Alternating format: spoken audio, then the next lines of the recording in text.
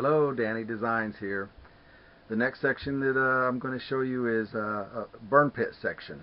When I rented that backhoe, I talked a little bit about digging up stumps and stuff with it, and where we were taking the brush. Well, we took the brush to two big pits that we dug with this backhoe, and you put the brush in there that you can't cut up for firewood and all that good stuff, and just other sort of stumps and things like that.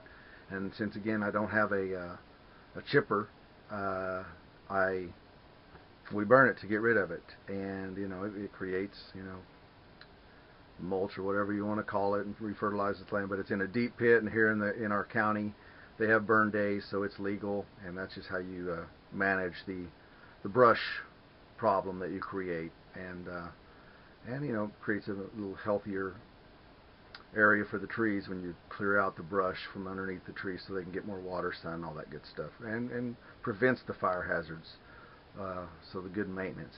And also what I'm going to do is show some pictures of the perk test, and I'll describe that as the pictures go through exactly what we had to do with the perk test. So these are going to be two combined sections that are just some things that I had to do, and during different times that I was back here for my vacations, work vacations. So you'll see some pictures and video. See pictures and video of burn pit activity, and then you'll just see some pictures of the perk test, and I'll describe what that involves and the process that I had to go through for that situation. All right. Please keep liking and subscribing.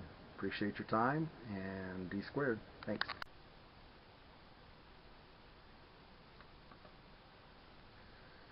I am standing on the west side of where the house is going to be sitting. There's that bench I made a couple of years ago. This is the lot, basically, that I've cleared. Walking towards the east. Just going to give a general lay of the land here, like I did with the driveway earlier. Out of breath because I just worked on the water well, putting the fence and securing it with bolts and stuff so that people could lean on it and not fall in. This is a hole that I dug with the backhoe to put a bunch of the brush and stuff in, because we have burn days, and that's what we're going to burn, then fill it in with the dirt stuff. So we just don't have a bunch of trash laying all over the place. You throw your brush and excess trees and stuff that you can't cut up for firewood in there, stumps and all that good stuff to burn. This again is working towards the east. That's a pile of the trees and stuff that I pulled out when I very first cleared that land. So this is kind of the end of my house lot. Looking back where I just walked, same thing.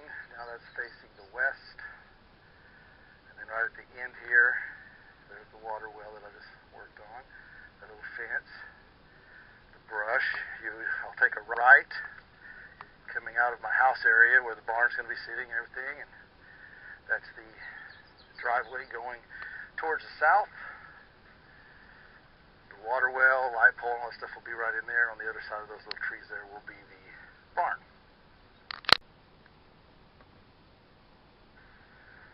Be careful.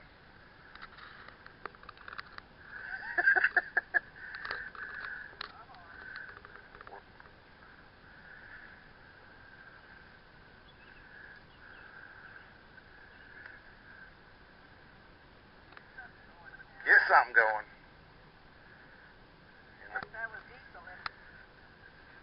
If it was gasoline, it would ignite.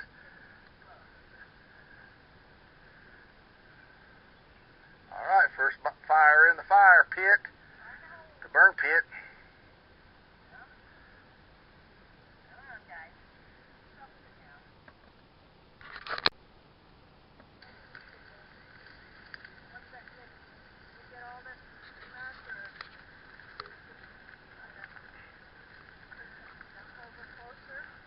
I don't know with that. I mean, Fire pit news. That log that was all the way across there, it did burn in two sections last night. Kind of simmered and broke in half or thirds. and it's still kind of simmering this morning, so it's fine because there's no real high winds or anything, so everything's okay. It's still a burn day, so I'm just going to let that burn itself out and be done with that. That one over there is smoking just a little bit. Fire pit news. That log that was all the way across there, it did burn in 2 sections last night. Kind of simmered and broke in half or thirds, and it's still kind of simmering this morning, so it's fine because there's no real high winds or anything, so everything's okay. It's still a burn day, so I'm just going to let that burn itself out and be done with that. That one over there is smoking just a little bit. Here's the view from east looking west, sun setting over there, so I don't know how bright this is going to be right now, but the 2 burn pits just kind of smoldering now from this morning. Started all that and got all that done. Got everything, well, not everything, what we had pushed in there and burned down. The shrubs, just certain burn days or days they'll let you burn, some they don't, and you just have to check with the fire department. And so today was one, so we still see it smoldering down in there. It'll be kind of cold all night and smoldering. Then when that gets full of ashes and stuff, then fill it back up with the dirt and other stuff and pack it down over time. And, that way you're killing 2 birds with 1 stone. Digging the hole, getting rid of some brush, and then leveling the land out. And actually creates a little fertilizer type thing, That's what happens in the wild. Lightning strikes to burn the trees and create to kill the underbrush and all that gets. I don't know all the ins and outs of it, but that's what happens. So the new stuff can grow. And new plants, and the trees can get bigger, so we're not competing for the water and all that stuff. So, there's the house. It's going to be the house here pretty quick. Getting everything organized. Power pole. I don't see anything down here, so they must have just went up to the main one that came over there by my parents' house up in that area. And mark there. Maybe that's all we have to do. Oh, there's some more of these wild berries right there. Wild berries in here. There's the plant. There's none on that one. But there's some just kind of all over the place. It's kind of cool. It's really cool. There's some right in there. Some green ones.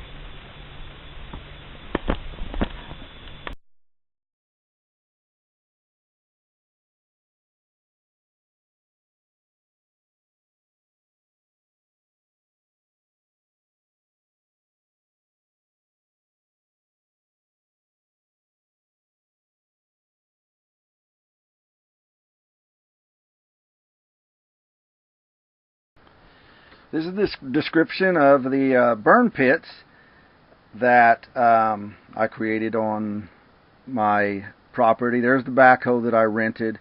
Had to go rent that to get the stumps out, and then, like I described earlier, digging these burn pits, the 2 big burn pits. The pictures are from the summer of 2016, July usually. And so there's working on one of them, and transitioning over to this. After the big backhoe went home, I continued to have to use my parents' little Ford tractor there. You see the difference in the size, but it was able to push the brush that we had drug over there with the big one and with the flatbed to next to the burn pit. So once it burned down, then we were able to push it over into the pit as it was burning, just to keep it going. And that's one of the requirements too. When you sign up for the burn permit, you have to have a tractor and water supply and all that, which we did, so we were okay. And you see that it's pretty clear around that area. I didn't put it next to a whole bunch of other trees, so we worked that and still using it today. You'll see later on in the pictures in the future videos that it's still there and I'm still working it. Have to keep up with clearing the land and stuff. So there I am. It's emptied out, and made sure it was all put out and all that good stuff, so that I could quit for the day. And there's one that's burned down all the way right there. A little bit of brush there. I started pushing some more stuff in there after it had died down. So got that cleared out. There's that from a different angle. Just looking at the brush there, and there it goes back to the other one on the other side. That just keep pushing stuff in there. This is the perk test dig. I had to create a perk test to get my septic system organized and approved, and what kind and depth and all that. So what I decided to do was use our little post hole digger on the back of that tractor, and I thought I'm going to dig a series of holes, and then I'm just going to scoop it out with that front end loader. And these are happening in December, and that's important for a reason here. I'll tell you in a second. But then I said I'll just scoop them out with that front end loader after I loosened it up with the post hole digger. Well, nope. Big epic fail. Did not work. So I ended up having to go rent that excavator and dig this thing out. And the size of the pit, which I did not understand, but had to be 3 feet wide, 3 feet deep, and it had to slope down from 4 feet out. So you created a little ramp walking down into that perk test hole. You had to have 3 of them, and they had to be in a triangle, one at the point of each triangle. And there's my excavator getting that hole. You see how it slopes down from the front there. But it had to be an isosceles triangle, and I think it was like 25 yards by 30 by 30, something like that. And that's the distances the holes had to be apart. And I got this thing, dug, got them all dug, and you'll see this picture here, right in here is where you can kind of see the piles of dirt, where the 3 holes are. And finally got these all dug, and we called in the inspector, and this was in December 2016, because I had to go back to work. Called the inspector to have him come out. Well, the day I called, which was 2 days before I had to leave, it got below freezing. Well, they can't come out and do the perk test because they have to pour water in these holes to see how fast it sucks down into the ground and all that stuff. He said, well, we can't do it. The temperature has to be above 45 or something like that. So we had to wait, and after I left and went home back to California, it turned to 2017. Well, what happens in 2017? Laws change. So what ended up happening was he came out, did it. Well, then I couldn't file for, when his report went in. It went in 2017. So I ended up being charged double, basically, just because the laws changed and they couldn't come out. But that's part of it. Really thank you for liking and subscribing. That's about all I had on the perk test stuff. But it passed, and I got it all worked out. Please subscribe. I really appreciate your time. Thank you for watching, and keep watching, and give me some hitbacks with some questions. Thank you so much.